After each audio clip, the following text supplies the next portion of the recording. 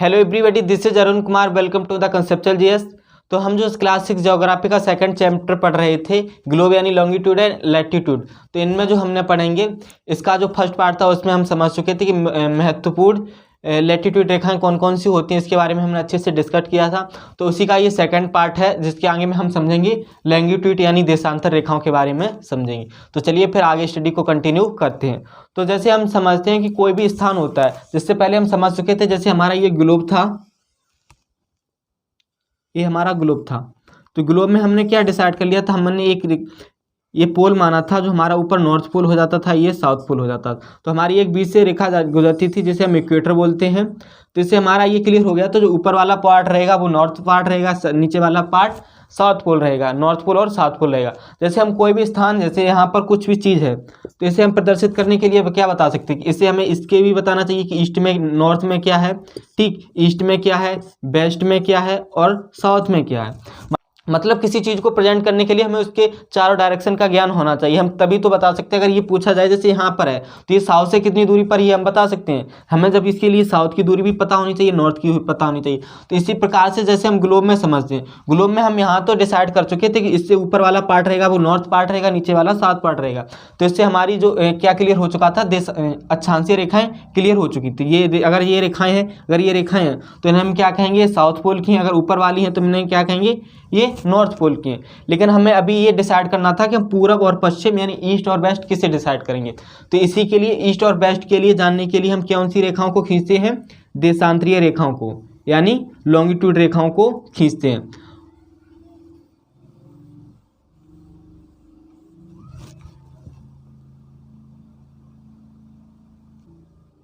तो आगे हम समझते हैं कि जो रेखाएं खींची जाती हैं, नहीं देशांतरीय रेखाएं खींची गई हैं, इसे कौन सी, जैसे यहाँ से एक हमने जो रेखा, हमारी रेखा जाती है, 20 से डिवाइड करती थी, इसे हमने इक्वेटर मान लिया था। इसी प्रकार से जो लॉन्गिट्यूड रेखाएं होती हैं, इनमें सबसे बड़ी प्रॉब्लम ये थी कि जैसे ये सर्कल था, अब ये सर्कल है, ये पूरा सर्कल है, इसी का कोई नहीं तो कोई एंड बिंदु है, ना ही इसका कोई स्टार्ट बिंदु है। इसी प्रकार से हम डिसाइड करना मुश्किल था कि हम कहाँ से पूरब माने और कहाँ से पश्चिम। क्योंकि अगर सपोज कर लेते हैं, जैसे यहाँ से स्टार्ट करते हैं, तो यहाँ से भी इधर सर्कल रहेगा, इधर भी सर्कल रहेगा। तो इसी प्रकार से मतलब हर जगह समान पड़ रहा था। तो ये डिसाइड करना मुश्किल हो रहा था किस तरफ हम पूरब माने, कौन सी मतलब एक प्रमुख रेखा माने जिसकी इस तरफ इधर पूरब रहे, इधर पश्चिम रहे। तो माने तय करना मुश्किल था। तो सभी देशों ने मिलकर जो एक मान्यता दी गई थी, वो ग्रीन विच थी, जहाँ से ये रेखा होकर के गुजरती है, प्रमुख यामोत्तर। तो वहां से माना गया था इस तरफ हमारा ईस्ट हो जाएगा, इस तरफ वेस्ट हो जाएगा। और जो ग्रीनविच रेखा है वो कहां से होकर के गुजरती है, तो ब्रिटेन का राष्ट्रीय वेधशाला है, वहां से होकर के ये रेखा गुजरती है। तो इसे प्रमुख यामोत्तर माना गया है। इसी से डिसाइड किया गया इस तरफ जो भी देश या जो भी चीज पड़ेगी वो इस तरफ ईस्ट में रहेंगे, इस तरफ वाले देश सभी वेस्ट में रहेंगे। तो ये प्रमुख देशांतर यामोत्तर रेखा मानेंगे। इसके इस तरफ वाली सभी रेखाएं ईस्ट में रहेंगी, इसके इसी तरफ वाली सब वेस्ट में रहेंगी। इन रेखाओं की बात करें तो ये सभी रेखाएं इस प्रकार से खींची गई होती हैं कि पोल पर के आकर के सभी एक समान मिलती हैं और इनके बीच में दूरी रहती है। इनकी माप की बात की जाए तो ये पूरा सर्कल में था, जिसमें 360 का था। तो इसकी एक 180 डिग्री इधर हो गया और 180 डिग्री इधर हो गया। इससे क्या हुआ कि रेखाएं हमारी डिसाइड हो गई। अब जैसे हमारे यहाँ सपोज करने के लिए हम मान लेते हैं, जैसे हमारी ये रेखाएं हैं, ठीक, ये इक्वेटर है, उसके बाद ये रेखाएं हैं। अब जैसे हमारी इस तरफ क्या रहेगा, ईस्ट रहेगा, इस तरफ वेस्ट रहेगा।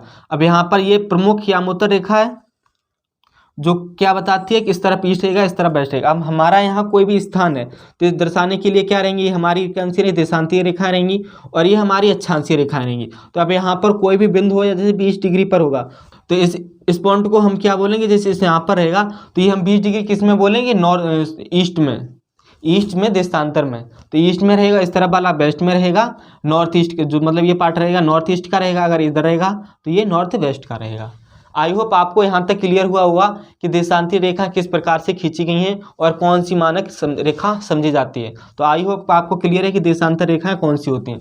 तो पृथ्वी पर जो मतलब ग्लोब पर जो रेखाएं खींची जाती हैं, जो इस तरफ की रेखाएं, ये सभी रेखाएं कौन सी कहलाती हैं हमारी, ये सभी अक्षांशीय रेखाएं यानी लैटिट्यूड कहलाती हैं। और ये रेखाएं जो होती हैं ये सभी लॉन्गिट्यूड यानी देशांतर रेखाएं कहलाती हैं। तो आई होप आपको अच्छे से क्लियर होगा कि लॉन्गिट्यूड और लैटिट्यूड रेखाएं कौन कौन सी होती हैं। आगे हम समय की बात करते हैं कि मानक समय किस प्रकार से निर्धारण किया जाता है। देखो देखो, मानक समय को समझने की सबसे सरल विधि होती है, तो जो लोग पहले भी समझते भी थे कि जब सुबह होती है तो क्या होता है कि हमारी जो परछाई होती है वो तिरछी बनती है, जैसे ही शाम होती है तब भी हमारी परछाई होती है तिरछी बनती है। लेकिन एक समय वो होता है जब दोपहर में सन हमारे सर के ऊपर होता है और जिसकी परछाई हमारी बिल्कुल भी नहीं बनती है, जस्ट नीचे आके बनती है। तो उस समय क्या होता है, डिसाइड हम अच्छे से समझ जाते हैं किस तरह दोपहर होती है। तो इसी प्रकार से जो हमारी ग्लोब था, मैंने अभी आपको बताया था जी, ग्लोब था। ग्लोब में जो हमने प्रमुख रेखा मानी थी यामोत्तर रेखा, ये वाली रेखा कहाँ से होकर के गुजरती थी, ये ग्रीनविच से होकर के जाती है रेखा, और यहीं पर क्या पड़ता है, ब्रिटिश का राष्ट्रीय वेधशाला। तो यहाँ पर ये डिसाइड किया गया था जब दोपहर होती है तो दोपहर के समय पर जो धूप की होती है वो सर के बिल्कुल ऊपर आ जाती है। इस समय यहाँ से डिसाइड किया गया है कि जो इस तरफ के देश, जैसे यहाँ पर है दोपहर के, यहाँ पर क्या कितने बज रहे हैं, 12 बज रहे हैं। तो अगर जैसे हमारी पृथ्वी पश्चिम से पूर्व की तरफ घूमती है, इस तरफ घूमती है पृथ्वी, तो अगर यहाँ से समय निकाला जाए तो ग्रीनविच इस रेखा के जिस तरफ इतने वाले जो इस तरफ वाले देश रहेंगे उन समय का क्या होगा, 1 घंटा बढ़ के रहेगा। जैसे यहाँ पर अगर 12 बज रहे हैं तो यहाँ पर अगर कोई देश है ईस्ट में तो उसमें क्या रहेगा, यहाँ पर 1 बज रहा होगा। अगर इस तरफ का समय देखेंगे तो इस तरफ क्या होगा, 11 बजेंगे। इस हिसाब से हमने टाइम का निर्धारण किया था। यानी प्रमुख जो यामोत्तर रेखा गुजर के जाती है उसके इस तरफ वाले सबका समय जैसे जैसे हम इसमें बढ़ते जाएंगे, अक्षांशीय रेखाओं में बढ़ते जाएंगे, उसी हिसाब से इनका समय बढ़ता जाएगा। और अक्षांशीय रेखाओं की माप की बात की जाए तो ऐसे समझ लेते हैं जैसे हमारा एक सर्कल है, पूरा पृथ्वी अपना सर्कल में एक परिक्रमण करती है, वो कितने समय में करती है, 24 घंटे में करती है, ठीक। और ये पूरा सर्कल कितने का होता है, 360 का होता है। अब हम 24 से डिवाइड करेंगे तो हम कह रहा 1 घंटे में कितना निकल के आ जाएगा, 1 घंटे में 15 डिग्री निकल के आएगा। यहीं पर हम 1 मिनट की 4 मिनट में देखेंगे तो 1 डिग्री निकल के आ जाएगा। इस हिसाब से हम इसे समझते हैं।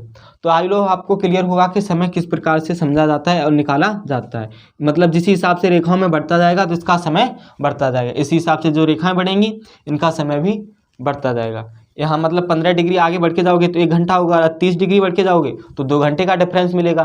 तो मतलब प्रमुख ये समय का यांत्रिक मानक हमारा यही रहेगा, इसके इस तरफ सब घटेगा टाइम, इसके इस तरफ बढ़ेगा, क्योंकि पृथ्वी का जो घूमने की जो पृथ्वी का परिक्रमण हो पश्चिम से पूरब की तरह होता है। इस वजह से इस तरह का समय बढ़ेगा, इस तरफ का घटेगा।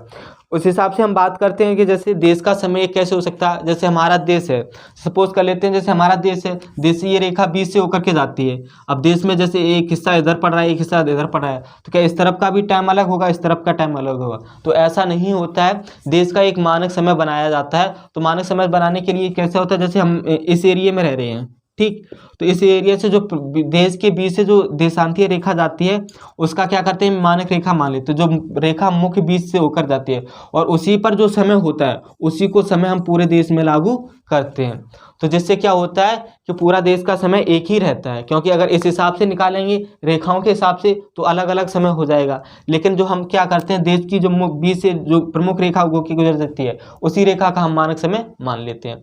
तो आई होप आपको यहाँ तक भी क्लियर हुआ होगा कि जो समय निकालने का सारिक होता है, यानी समय हम कैसे निकालते हैं और देशों में समय कैसे ज्ञात किया जाता है।